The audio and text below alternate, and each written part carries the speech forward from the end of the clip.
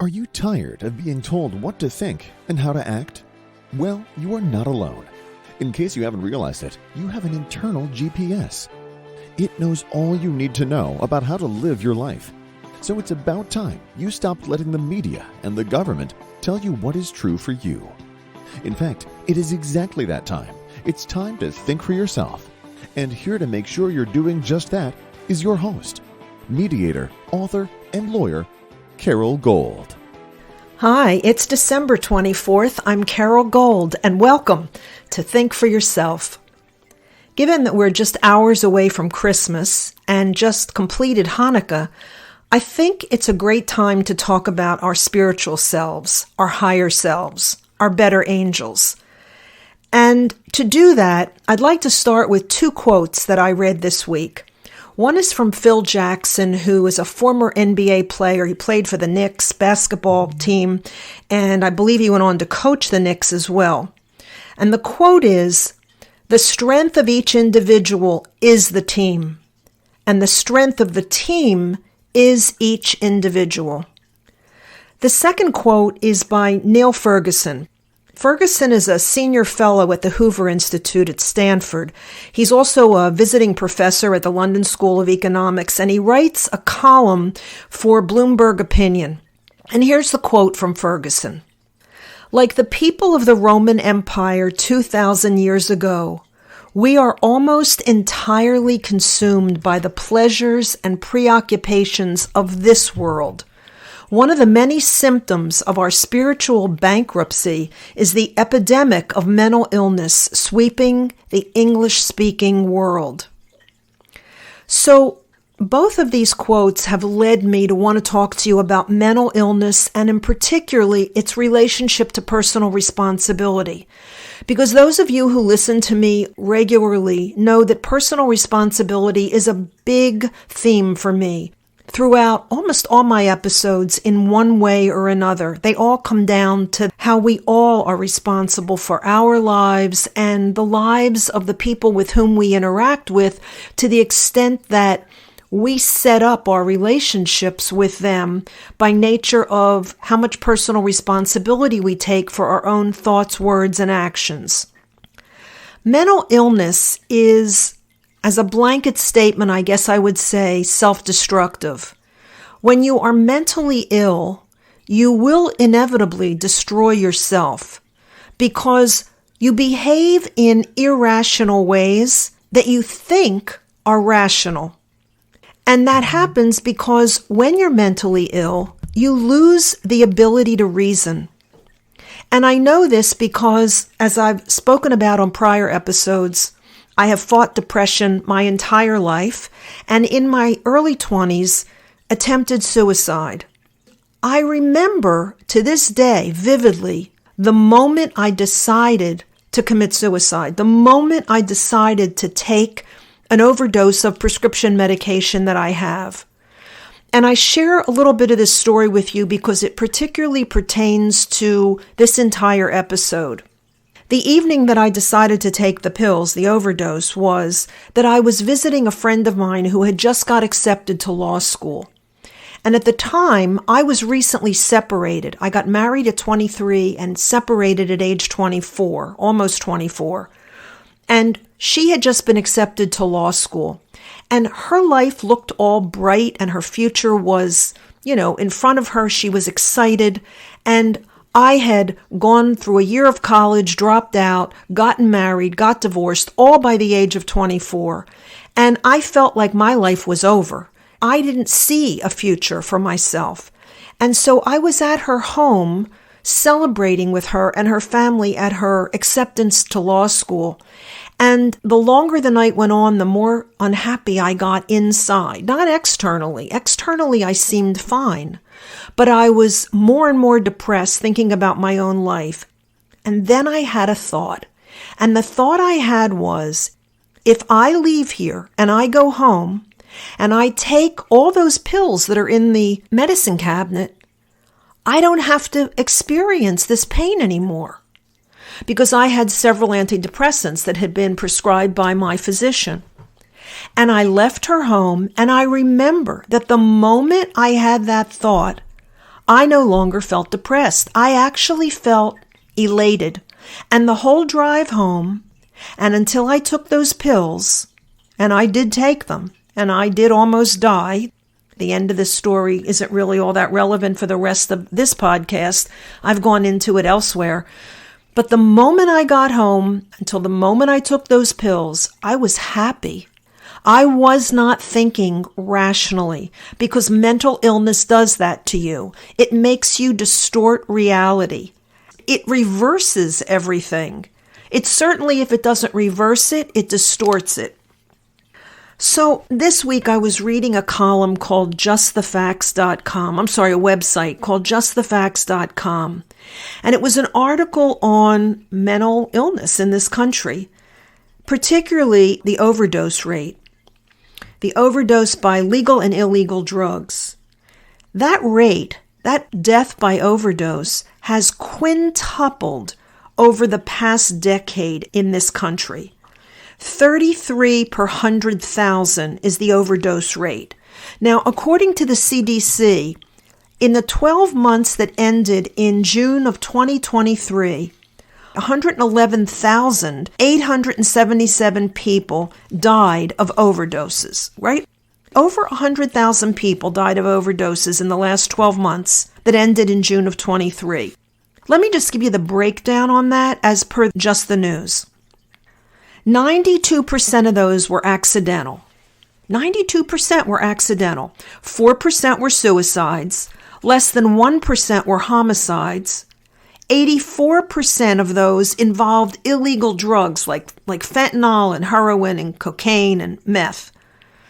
23% involved prescription drugs like codeine or hydrocodone or tramadol, amphetamines, whatever.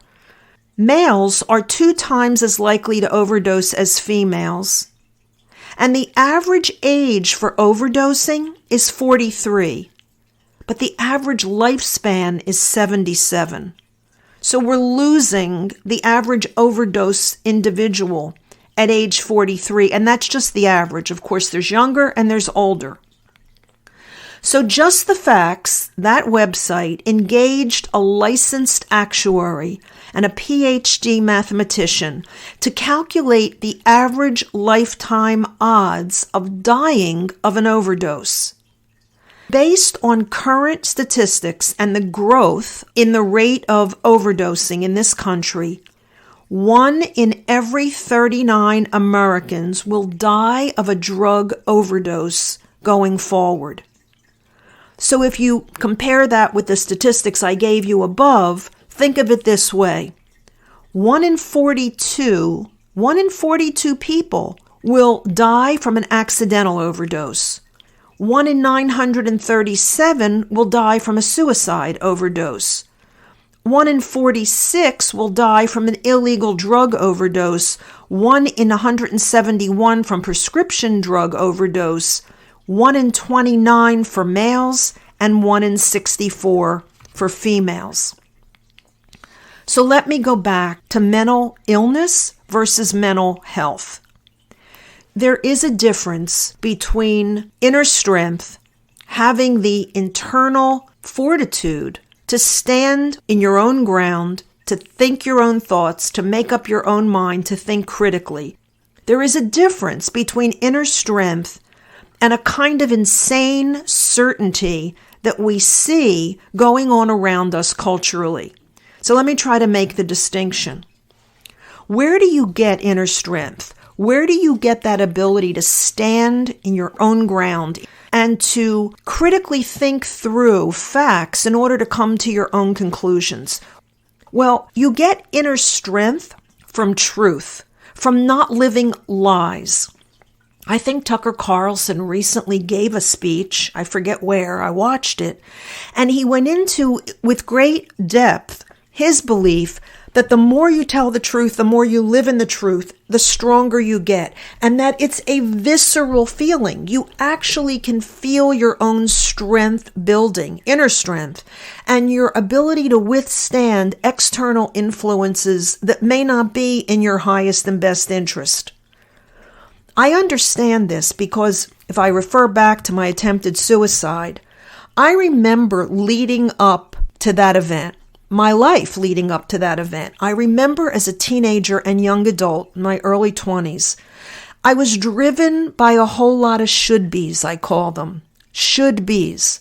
The daughter I should be, the sister I should be, the friend I should be, the student I should be, the citizen I should be. I was dying from my should-bes. But conformity isn't new. Wanting to belong isn't new. That's why we do those things. That's why we conform. That's why we have those shoulds. We want to belong. There's nothing wrong in that. What becomes wrong in that is when it is all that you live by, not by internal drives, but by external influences. So like I said, wanting to belong isn't new. Conformity isn't new. The new part is the harmful effects of the mental contagions that are now affecting young people. You know, when I was growing up, I had conformity. I went to a suburban high school, and I remember way back, there was a fashion conformity. If you were semi-affluent and you could afford to, you shopped at Ladybug, it was called. It was a store that handled a certain kind of fashion. And all the girls in my, quote, clique, all of us whose families were affluent and could afford to shop in Ladybug, we all dressed the same in school. You could identify who we were. It was almost a uniform, but it was a costly and fashionably in kind of uniform.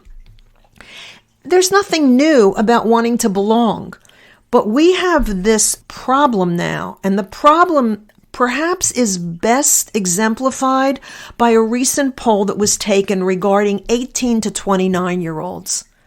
The poll shows that age group, 18 to 29, has shifted 16 points since June toward Trump, away from Biden. 16 points. It's a huge shift in that age bracket. But the only intervening event of any significance since June was the invasion of Gaza by Israel.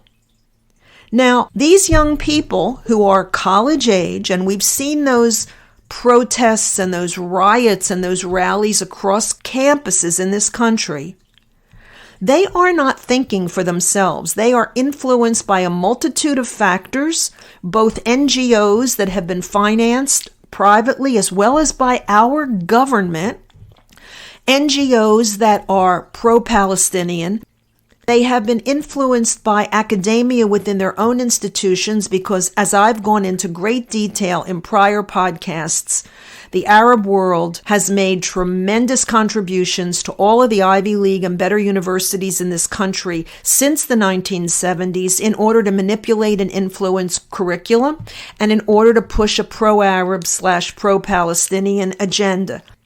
These kids are not thinking for themselves. They have been and continue to be useful idiots. They are uninformed, they are misinformed, they are disinformed. They are brainwashed because polling actually shows that age group thinks Israel invaded Gaza as the triggering event. They don't know or think about October 7th when Hamas, the terrorist group, committed the savage carnage that they did by invading Israel and killing innocent men, women, and children and butchering and beheading and torturing as they did. These students believe that it was Israel as the triggering event. Why? Because they are a TikTok watching influenced group of young people. It's TikTok trash talk, which is manipulated by China. So you have these influences, you have NGOs, you have the Arab world contributing to universities, you have TikTok manipulated by China, all for a reason. And the reason is to brainwash young people so that they don't think for themselves. And what is it doing? Well, along with other cultural shifts like the insanity of how many genders are there now? In defiance of science, how many genders are there? How much press and priority is the LGBTQ plus one IA, I don't even know how many letters are now in the extension, communities getting when they are a fraction of the population? What's happening on climate change and the distortions around what harms the environment and what doesn't, meaning carbon-based fuels are bad, but batteries are good, when in fact the production of batteries do more harm to the environment than carbon-based fuels. I mean, I could go on and on and on. My point is this. You create mental illness in people who are not able to think for themselves, who are manipulated and swayed and influenced like the wind by external influences. You cannot be personally responsible if you're not mentally healthy. And you can't be mentally healthy if you're not grounded in truth. And you can't be grounded in truth if you allow yourself to be conditioned by external manipulation. And you can't be personally responsible unless you're willing to think for yourself. Let me close with this.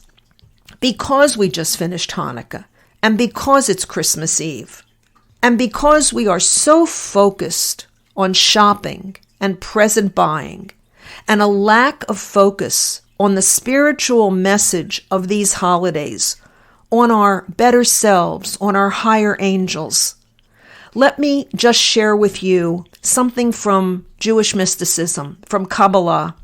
Kabbalah is in fact Jewish mysticism, and it is based on the Zohar.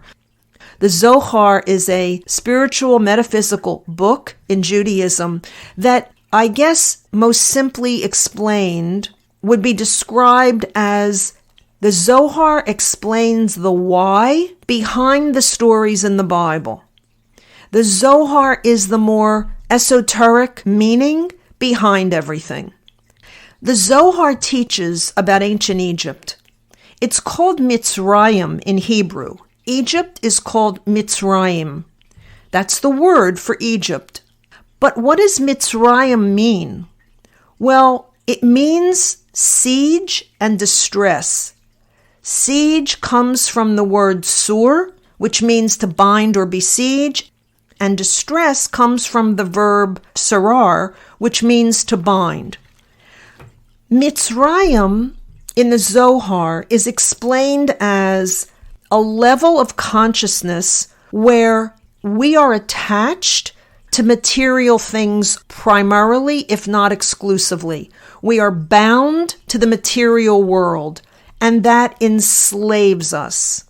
And so you can see that in the burial rites of Egyptians, right? In ancient Egypt. They wanted to take everything, their furniture, their money, their gold, their jewels, their cats. They wanted to take everything with them when they died. So they were buried with all that stuff.